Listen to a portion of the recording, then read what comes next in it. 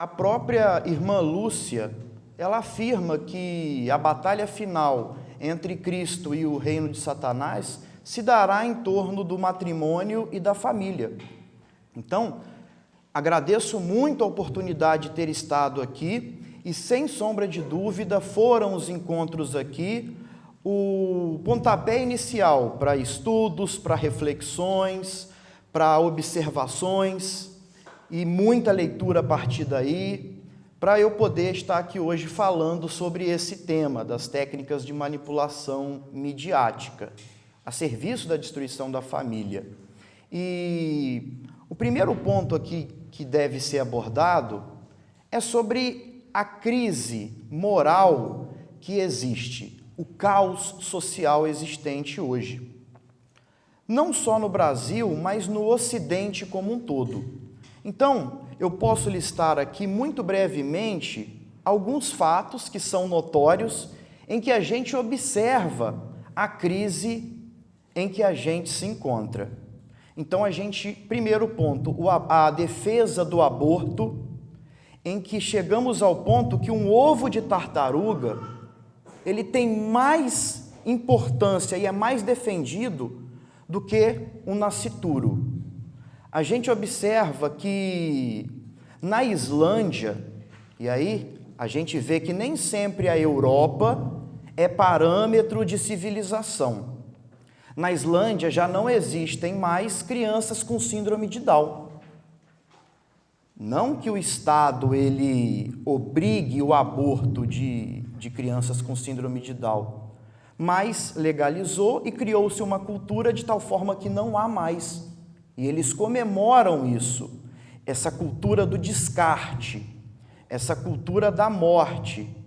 Então, a gente observa a eutanásia, em que países como Suíça, Austrália, já existe com muita naturalidade, a pessoa chega aos 80 anos e vai lá numa clínica ter a sua morte assistida. Ideologia de gênero, com cada vez mais a masculinização da mulher e a feminilização do homem, um feminismo que de defesa de direitos da mulher não tem nada, o que existe é a defesa de uma mulher sem Deus, sem filhos, sem marido, neurótica, mas empoderada, como eles dizem. Um ativismo LGBT que censura tudo e todos. Hoje você não pode fazer uma crítica, porque senão já surge fascista, homofóbico. Então é uma censura terrível, e é um dos lobbies mais poderosos é o LGBT. Defesa aberta das drogas, em que o Brasil ele já é o segundo país com o maior número de usuários de cocaína do planeta, perdendo apenas para os Estados Unidos. Defesa do ateísmo, logicamente travestido aí de Estado laico, em que você tem ou o ateísmo puro e simples, ou a defesa de religiões que não sejam cristãs, muito combatidas. Uma educação terrível, em que o Brasil está nas últimas posições do PISA e de outros indicadores, e uma sociedade em tensão. Tensão entre homem e mulher, negro e branco, patrão e empregado, homossexual e heterossexual, civis e militares, uma sociedade todos contra todos, em que a gente, até para desenvolver um simples diálogo, a gente fica com medo de não estar ofendendo algum código. Então, esses são alguns pontos que a gente poderia trazer, de milhares outros, do caos que a gente se encontra na nossa civilização ocidental, em que as bases judaico-cristãs estão sendo solapadas a cada dia. E aí, a gente deve se perguntar, esse caos moral em que o padre Bernard bem citou, do relativismo moral, ele é fruto natural dos tempos, da modernidade, da evolução, da globalização, ou é algo pensado, ou é algo proposital? Talvez, num primeiro momento, para os mais incautos, pode parecer algo sem propósito. Evolução dos tempos, o mundo está assim, a globalização, a tecnologia, tudo está muito corrido. Mas, infelizmente ou felizmente, não sei, essa situação de caos moral, ela é pensada e projetada. Tem um propósito, tem um objetivo. Parece até um pouco teoria da conspiração, mas não é. Quando a gente para estudar, pegar documentos, fazer leitura e muito estudo, a gente consegue descobrir toda a engenharia por trás da situação que a gente está vivenciando hoje. E eu não vou me delongar muito nas origens, nas causas desse caos moral e social, porque a gente demandaria muito tempo e eu quero ficar dentro do tempo aí estipulado. Mas eu posso afirmar que existem basicamente duas vertentes que são a causa dessa situação. E a primeira é uma obra iniciada por um grande filósofo, por um conhecidíssimo filósofo chamado Karl Marx, mas concluída pelo coautor Friedrich Engels, que é a origem da família, da propriedade, do Estado. E eu tomei contato com essa obra que não foi eu. Eu fiz geografia, eu fiz especialização em História do Brasil, estou terminando Direito e nunca tinha ouvido falar da origem da família, da propriedade do Estado. E em curtíssimas palavras, essa obra, ela traz o seguinte, na concepção daqueles marxistas, que no início da sociedade não havia família, era uma horda em que não havia marido, mulher, filho, todos tinham relação sexual com todos, e era uma espécie de horda. De tal forma que o homem ele não sabia quem era o seu filho, porque ali era uma vida de promiscuidade total, e não se tinha o desejo, então, de deixar uma propriedade para um descendente, porque ali a propriedade era coletiva, na concepção marxista.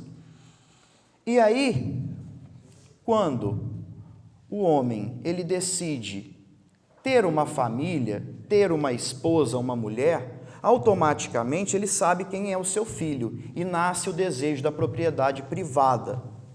É lógico que isso não tem uma argumentação e é forjado por Marx e Engels, apesar de ser uma teoria convincente. Então, eles dizem basicamente nessa obra isso aí, que a origem da propriedade privada se dá por conta da família. Existe o marido, a sua esposa, os filhos, ele quer morrer e quer deixar a propriedade para os seus descendentes. E antes, quando não tinha família, que era aquela vida de promiscuidade, a propriedade era coletiva, ele não tinha o desejo de deixar propriedade para ninguém. Então, se a família é a causa da propriedade privada, é um raciocínio um tanto lógico que deve ser destruída a família para que volte aquele coletivismo em que não haja interesse do homem em ter uma propriedade privada. Então, o marxismo, nesse ponto, há um divisor de águas. Espera aí, a gente não vai mais chegar ao comunismo, que é a igualdade, com uma revolução sangrenta, não, de jeito nenhum. A gente vai, de forma gradual, pela destruição da família. Vai ser em doses homeopáticas, de tal forma que o comunismo se dará sem derramamento de sangue. E a partir dessa obra, que eu não sei se alguém conhece ou não, é importante conhecer a origem da família e da propriedade do Estado, os marxistas para frente Eles já têm aquela visão do socialismo e do comunismo não mais como guerras, mas atacando a família. E aí a gente observa isso muito claro em Gramsci, Lukács, dentre outros autores, em que você deve ocupar o Estado, ocupar a mídia, ocupar todas as artes, para daí fazer a difusão da ideologia, que deve ser a destruição da família, porque a destruição da família fica fácil destruir o que os marxistas mais odeiam, a propriedade privada. Essa é uma das principais vertentes que temos na destruição da família e do matrimônio. E uma outra vertente, que de certa forma parece paradoxal, são a dos grandes capitalistas. Capitalistas e comunistas, no mesmo objetivo? Sim. E por quê? Bom, os grandes capitalistas, as grandes fundações, alguns chamam até de metacapitalistas, pessoas que têm um poder econômico aí astronômico, elas chegam a uma ideia, e essa ideia, ela surge no século XVII, mas não é tão amadurecida. Essa ideia é chamada malthusianismo.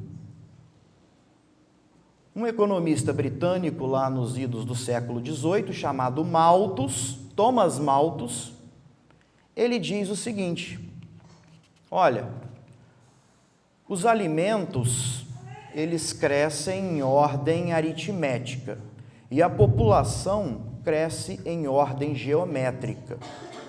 Temos que controlar a população, ou senão teremos catástrofes climáticas e conflitos. E foi uma teoria até muito atraente, e é retomada depois da Segunda Guerra Mundial. Por que tivemos essas guerras? E os demógrafos, ou seja, os estudiosos das populações, eles voltam com o malthusianismo, agora chamado de neomalthusianismo. É o seguinte: a população, ela está crescendo demais e precisa ser controlada. E a gente começa a ter o ataque agora à família, pelos grandes capitalistas. Surge aí o mito da superpopulação, que hoje já foi provado que não existe uma superpopulação que está colocando em risco o planeta. Até mesmo dentro da geografia, mais especificamente da demografia, essas teorias neomalthusianas, elas já são até mesmo contestadas dentro da geografia, que é uma ciência humana que só Jesus. Eu sou conhecido como o único professor de geografia de direita do mundo. E aí, o que nós temos não é uma superpopulação. A população mundial, ela cabe inteira dentro do Texas. A população mundial, ela cabe inteiramente, com folga, dentro do estado do Amazonas. O que existe, e isso sim é um fato, é uma população mal distribuída. A gente tem áreas muito concentradas e extensas áreas de completo vazio demográfico. E aí a mídia pega aquelas imagens de áreas muito concentradas demograficamente, e isso acaba sendo para a gente uma verdade. Qual verdade? Olha, a população está crescendo muito, tem que ser controlada, e aí vocês já estão entendendo a defesa do aborto, do movimento LGBT, da ideologia de gênero. Isso tudo é fruto dessas teorias demográficas. Mas essas pessoas, por vaidade, esses grandes pensadores, esses grandes metacapitalistas, que hoje são os mais poderosos do mundo e ocupam os postos mais poderosos do mundo da ONU, eles estão piamente defendendo essa ideia. Então, nesse momento, socialistas ou comunistas que querem destruir a família, pelo fato de chegar ao comunismo, como é bem trazido na origem da família da propriedade do Estado, se junta com esse outro grupo de neomalthusianos, desses grandes capitalistas, como George Soros, dentre outros, que estão na ONU aí. E o que a gente tem é a união dos dois em defesa da destruição da família. Bom, e aí a gente vai ter as principais estratégias que eles vão se utilizar para atingir o seu objetivo, que é as táticas aí que a mídia nos traz. Só para citar como eles levam a sério essa defesa do controle populacional, recentemente um senador norte-americano, eles não costumam vazar muito seus objetivos não, mas às vezes eles deixam bem claramente seu objetivo. Um senador norte-americano chamado Bernie Sanders, forte candidato a presidente pelo Partido Democrata, ele afirmou, vocês podem procurar tudo que eu trouxe aqui, vocês podem colocar links aí na internet que vão achar em vários canais. Ele disse o seguinte: nós temos que defender o aborto nos países emergentes e subdesenvolvidos para salvar o planeta. Então, o grande lema hoje é esse fundamentalismo ecológico do planeta em colapso, que na verdade não tem muito fundamento. Para o Al Gore aí, aquele grande cara milionário, o Ártico já era para ter derretido em 2012, a gente está em 2019. Então a gente percebe que muita coisa praticamente não tem fundamento.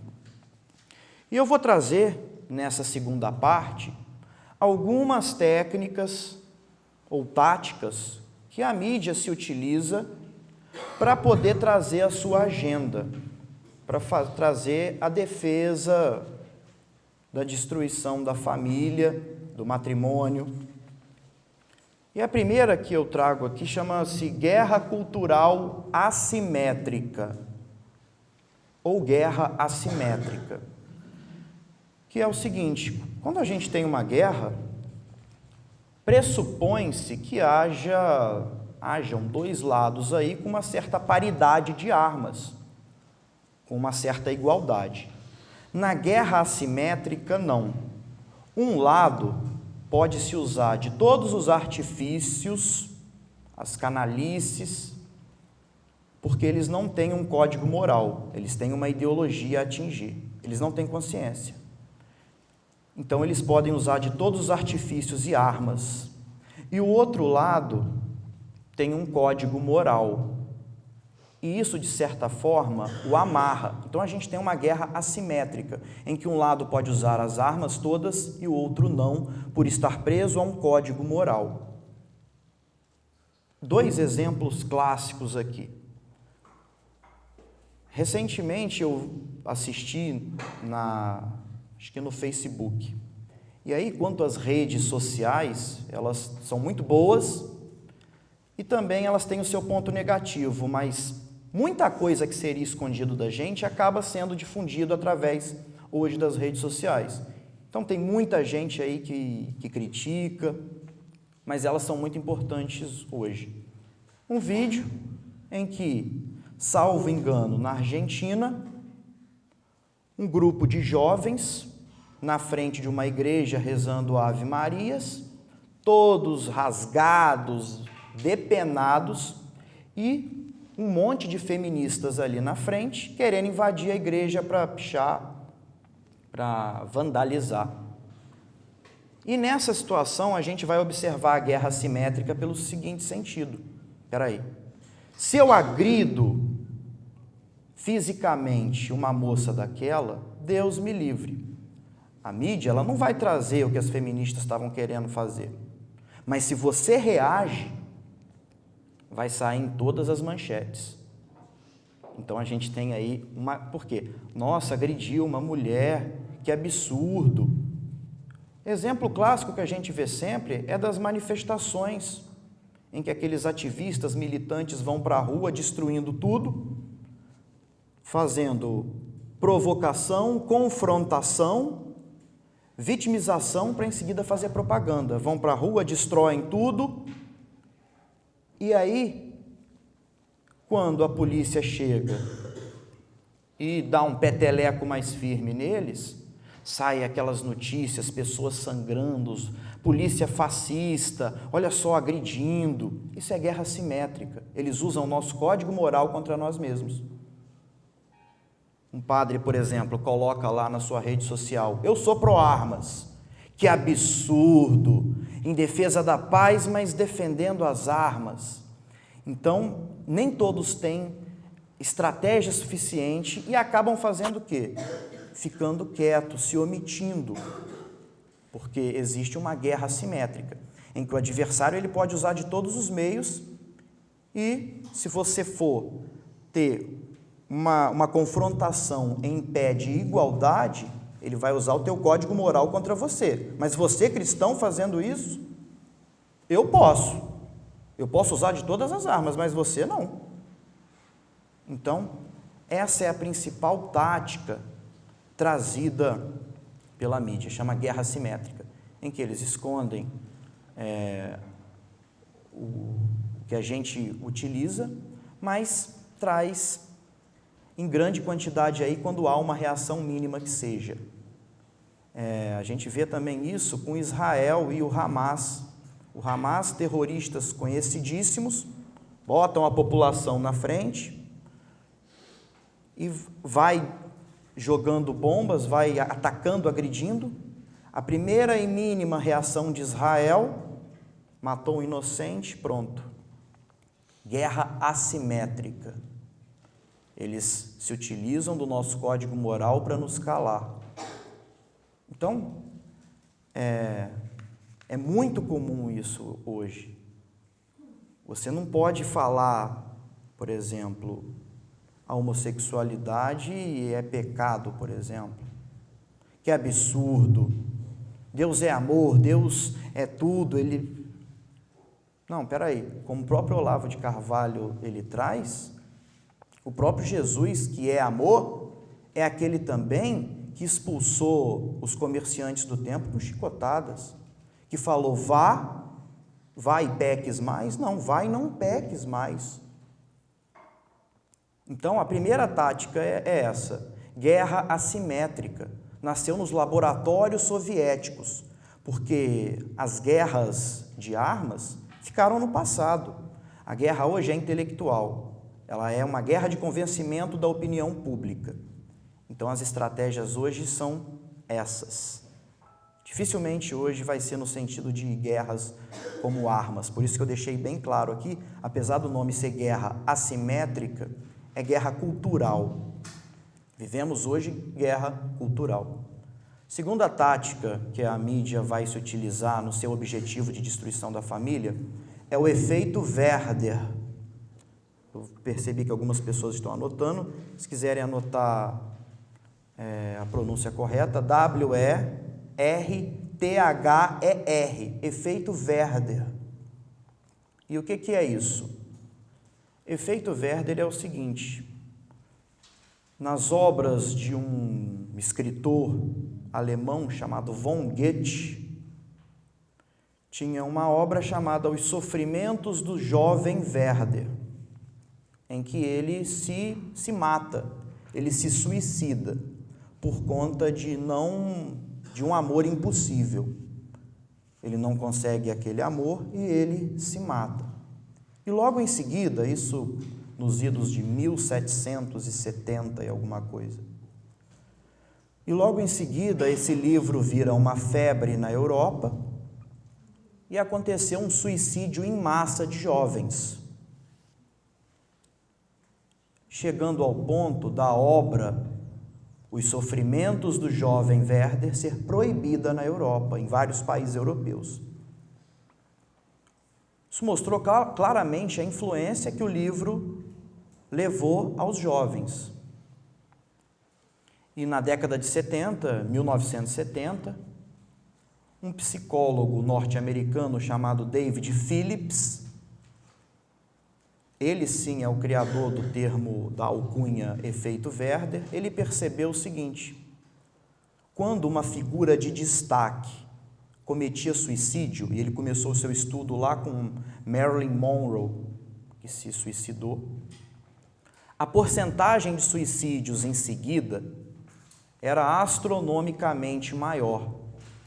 E ele percebeu que quando há exposição sensacionalista e figuras de destaque, figuras conhecidas de todo mundo, isso cria um efeito de incentivo.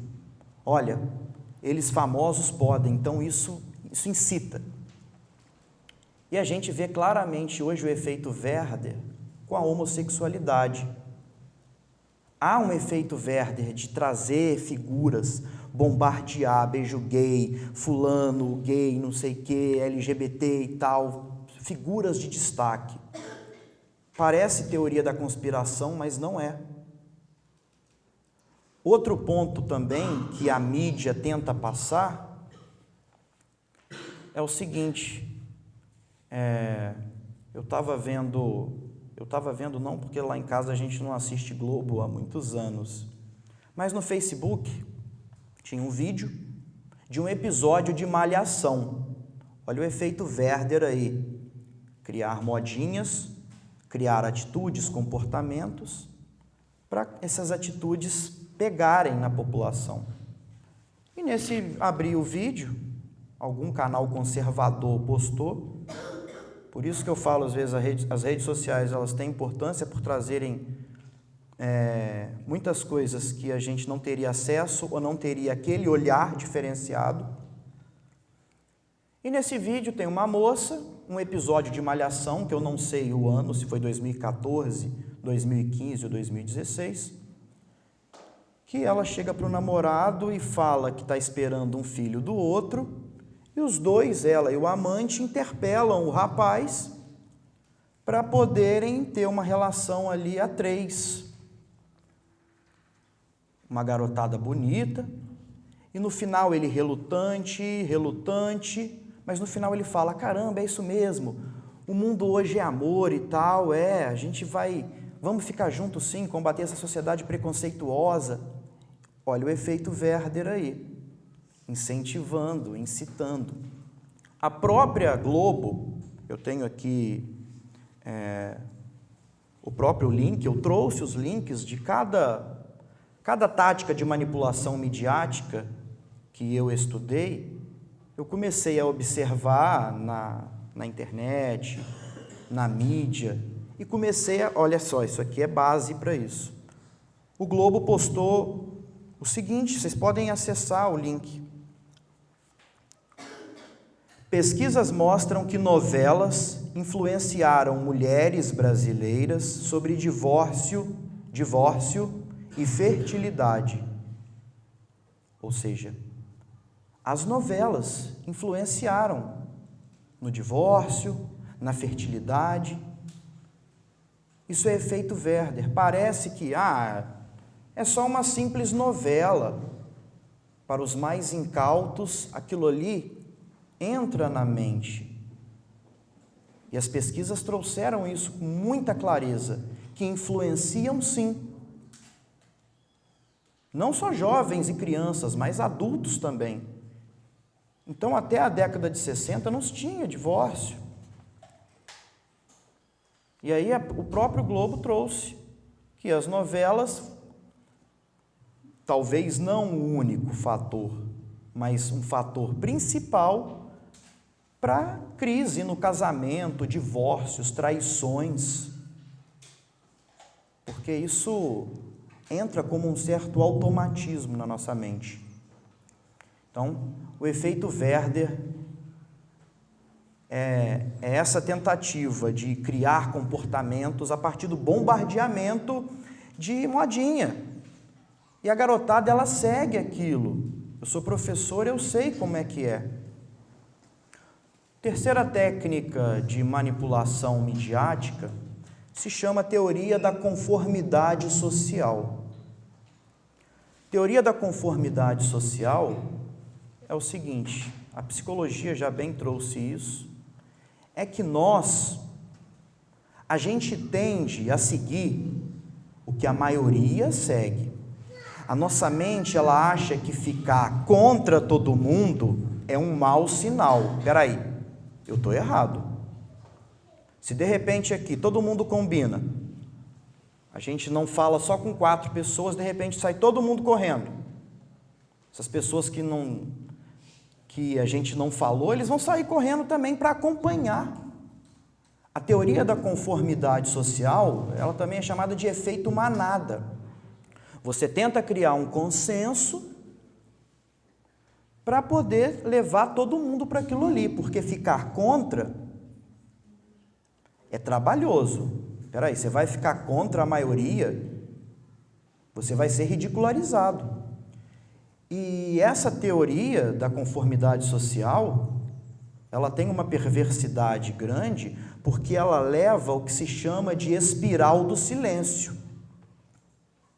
É muito complicado você chegar numa maioria e defender aquilo que você acredita, indo contra todo mundo. Não é algo fácil. Não são todos que têm defesa contra isso. A nossa tendência é seguir a maioria, efeito manada. Maria vai com as outras. Em certa medida, a gente é assim. Pesquisas em laboratórios provaram isso. Pesquisa do BIP, pesquisa da cor. Se eu aleatoriamente aqui fizer uma experiência aqui, a gente comprova isso muito fácil. Se todo mundo for falando uma mesma resposta, chega em você, você vai ser o diferentão? Não. Então, é muito difícil. Então, a mídia, ela utiliza isso o tempo inteiro tentando criar falsos consensos para abarcar a maioria. Então, a gente vê católicas pelo direito de abortar, a gente vê estatísticas falsas. Em 75% dos países do mundo, o aborto ele é legalizado. Caramba, então é a conformidade social, a tentativa de conduzir a maioria. Até mesmo em grupos religiosos do Facebook, eu percebi que tem gente que se utiliza disso. Vai às vezes lá alguém que não tem nem mesmo uma formação religiosa, uma pessoa que é militante da destruição da família e cria um grupo lá escrito assim, Devotos de Santa Teresinha. Rapidamente o grupo tem mais de 100, 200, 300, 400 mil seguidores. Aí essa pessoa começa devagarzinho a colocar certas coisas que não tem nada a ver. De tal forma que vai criando um consenso, uma conformidade social. Você falar hoje em público que é contra o ativismo LGBT, que é contra o aborto, que é contra o feminismo, você está contra a maioria quase. Recentemente, e aí eles vão utilizar-se principalmente de estatísticas falsas para criar essa conformidade social, essa tentativa de criar consenso. Eu vi recentemente uma pesquisa aí, não sei de onde, 75% da população brasileira apoia o aborto. Mentira!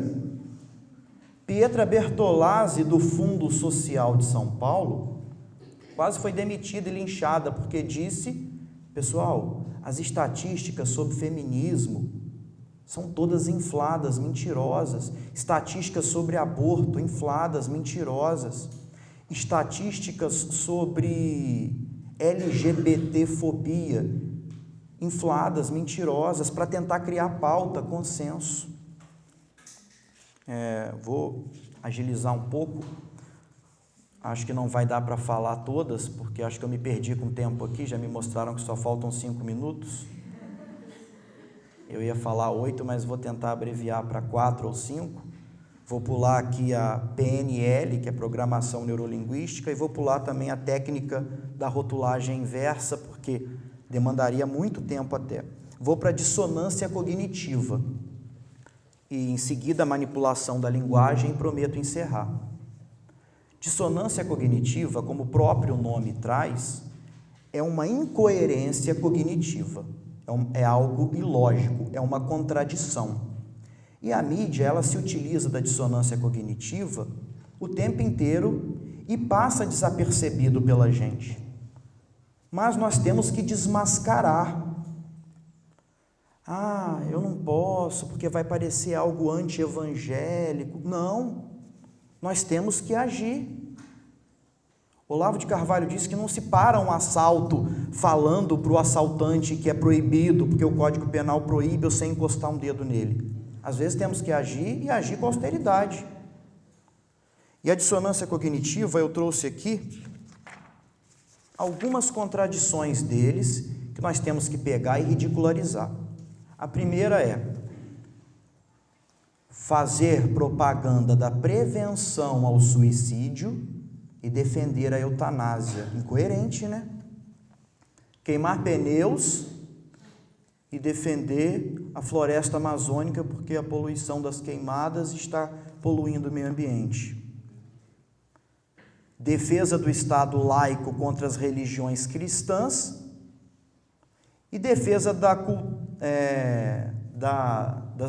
de matriz africana.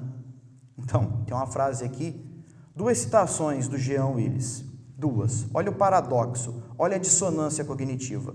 Primeiro, agora a sessão solene na Câmara em homenagem ao dia da Umbanda, a mais brasileira das religiões. Em seguida, a bancada de fundamentalistas e fascistas acabou de rezar o Pai Nosso no plenário da Câmara. O absurdo perdeu a modéstia aqui.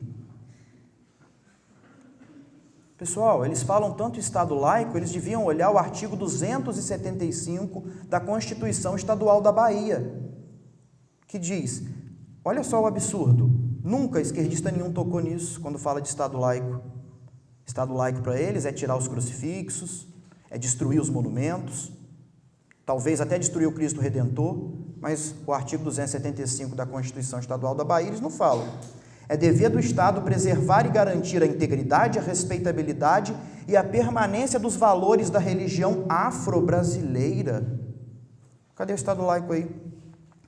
Outra incoerência, antirracismo e defesa de identidades culturais sustentadas na separação dos grupos étnicos. Eu sou contra o racismo, desejo que todos sejam uma sociedade única, mas tem livraria de autores negros, movimento negro na UFJF de Juiz de Fora, que só entram negros. Não faz sentido. Quer ver algo? Meu Deus, falaram de Ustra, falaram dos ditadores do regime militar, mas veneram Cuba, Che Guevara, Fidel Castro, dissonância cognitiva. Dizem que está havendo um genocídio de negros e pobres da periferia. Ok, aí eu não vou entrar no mérito. Mas o que eles vão lá pregar para a mulher preta e pobre da periferia? O aborto dos pretos e pobres.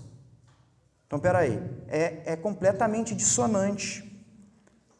A liberação das drogas vai diminuir o consumo.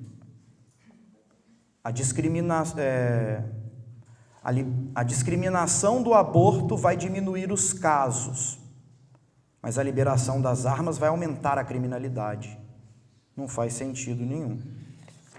Por fim, manipulação da linguagem. É como a mídia se utiliza de maneira mais precípua, de maneira mais abrangente. Primeiro, eles têm defesas completamente absurdas e palavras como pedofilia soam logicamente com sentido pejorativo. Então, os defensores da pedofilia, eles usam a palavra amor intergeracional. E parece que defesa da pedofilia é algo completamente absurdo. Pesquisem depois aí o que é NAMBLA. NAMBLA. Sim, é o ativismo pedófilo, fortíssimo na Califórnia, lobby fortíssimo. Então, eles mudam palavras que tenham um sentido pejorativo para trazer de uma maneira mais amena. Eles usam o eufemismo, que é suavizar uma expressão para pegar melhor. Não, eles não vão falar ativismo pedófilo. A gente defende o amor intergeracional. Eles não vão falar ditadura cubana. A mídia só traz a República Cubana, outra coisa, poligamia. Soa mal, né? Mas eu estudei recentemente em Direito da Família, eu fiquei apavorado, os absurdos que eu ouvi. Poliamor. Soa melhor, né? Então eles tentam fazer essas manipulações. Os neologismos, palavras novas. Homofobia, ativismofobia. E aí até eu me enquadrei, gordofobia. Mas cristofobia não existe. Gente, gordofobia. Mais uma luta de classe. Eu nem sabia que existia, existe. E é forte. E aí tem as palavras gatilho. Palavras gatilho são aquelas que causam a indução imediata. Então, por exemplo, as palavras mágicas. Representatividade, democraticamente, igualdade, negro, feminismo, LGBT, aborto, laico, minoria, oprimido, golpe, empoderar, coletivo. Isso é moderno, justo, progressista, bonito. Palavras proibidas ou demonizadas. Família, Deus, pátria, conservador, moral. Isso é o quê? Fascismo, arcaico, atraso, que horror. Omissão, covarde. É como a mídia também se utiliza. Se corrobora a pauta, eles vão bombardear o tempo inteiro. Leia-se o caso da menininha Ágata, que acabou morta num confronto no Rio de Janeiro. Mas eles esqueceram completamente o menino Juan. Só saiu na ACI digital e alguns sites cristãos, porque a grande mídia decidiu esconder. Caso Juan, para quem não sabe, aquele menininho que a mãe lésbica e a companheira trucidaram. Alteração semântica das palavras e vocábulos. Fascismo, se a gente for levar ao pé da letra a palavra fascismo, fascista é quem acusa o outro de fascista. Por quê? Primeiro, são contra a liberdade de mercado. O fascismo é contra a liberdade de mercado, e é o que a esquerda é contra também. O fascismo é desarmamentista. A esquerda é desarmamentista. O fascismo, ele é pela regulação da mídia, a mesma coisa. Chegamos ao ponto da palavra fascismo ser tão tirada do seu significado original, que o Ciro Gomes fala, por exemplo, que Getúlio Vargas foi um grande líder. Mal sabe ele que Getúlio Vargas foi o iniciador do fascismo no Brasil, com a regulamentação trabalhista, o sindicalismo. Outra coisa também é extrema-direita e extrema-esquerda. Extrema-direita, por exemplo, eu aqui falando que eu sou contra a cultura do descarte, eu sou contra o aborto, eu sou extrema-direita. Agora, extrema-esquerda, o cara pode ser o mais esquerdista possível, defensor até mesmo de uma revolução sangrenta, que ele não vai ser extrema-esquerda. A esquerda, então, é dessa forma. Eu acho que o tempo aí já esgotou.